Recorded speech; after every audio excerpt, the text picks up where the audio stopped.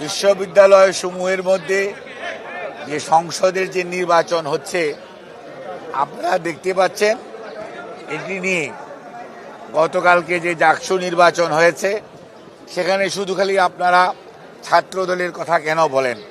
সেখানে বিভিন্ন প্যানেল, স্বতন্ত্র প্রার্থী, ইভেন শিক্ষকরা পর্যন্ত নির্বাচন থেকে অনেকেই সরে দাঁড়িয়েছেন।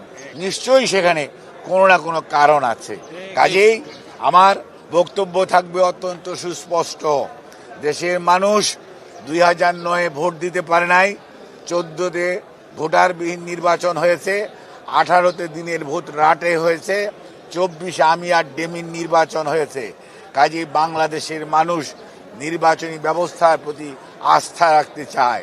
যারা এই সমস্ত বিষয়ে সংশ্লিষ্ট তাদের উচিত হবে এমন কোনো নির্বাচন আয়োজন না করা যে নির্বাচন নিয়ে মানুষের মধ্যে প্রশ্ন আসবে, মানুষ দ্বিধাগ্রস্ত হবে, মানুষ নির্বাচন থেকে প্রতিদ্বন্দ্বী দলসমূহ সরে যাবে।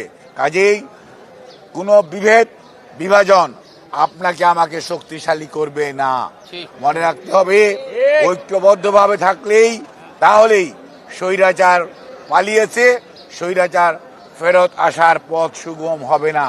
কিন্তু কেউ যদি স্বৈরাচারকে পুনর্বাসিত করতে চান তাহলে এই ধরনের প্রহসনমূলক ব্যবস্থার আয়োজন করবেন, যেটি সত্যিকার অর্থে শেষ বিচারে ভালো বলে পরিগণিত হবে না। কাজেই এখনো সময় আছে। সবার প্রতি আহ্বান, আপনারা সবাই মিলে ঐক্যবদ্ধ হন। গণতন্ত্রের জন্য যারা লড়াই করেছেন তারা কোনো অবস্থাতেই বিভাজনের রাজনীতিতে যাবেন না, ঐক্যের রাজনীতিতে আসুন। জনগণের মনের ভাষা বুঝতে চেষ্টা করুন, জনগণের উপর দায়িত্ব দিন। আর যারা এই সকল প্রক্রিয়ার সাথে সম্পৃক্ত তাদেরকে বলবো, বামেও যাবেন না, ডানেও যাবেন না, মধ্যবর্তী অবস্থা অবলম্বন করুন এবং ভোটারদের সাথে, জনগণের সাথে, পরিবেশের সাথে খাপ খাইয়ে চলুন। কোনো দিকে হেলে পড়ার দরকার নেই। আপনি আপনার নিরপেক্ষতা দিয়েই প্রমাণ করবেন এবং আগামী দিনের ভবিষ্যৎ স্বীকৃতি দিবে আপনার অবস্থান কি ছিল।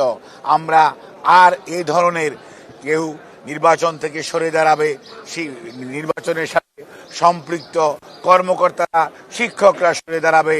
আর নির্বাচনী প্রক্রিয়ার মধ্যে যে ধরনের ডাকসুতেও দেখলাম একজন সাংবাদিক অত্যন্ত দায়িত্ব পালনরত অবস্থায় শহীদ হয়েছে, গতকালকে দেখলাম ভোট গণনার সময় একজন শিক্ষক ইন্তেকাল করেছে।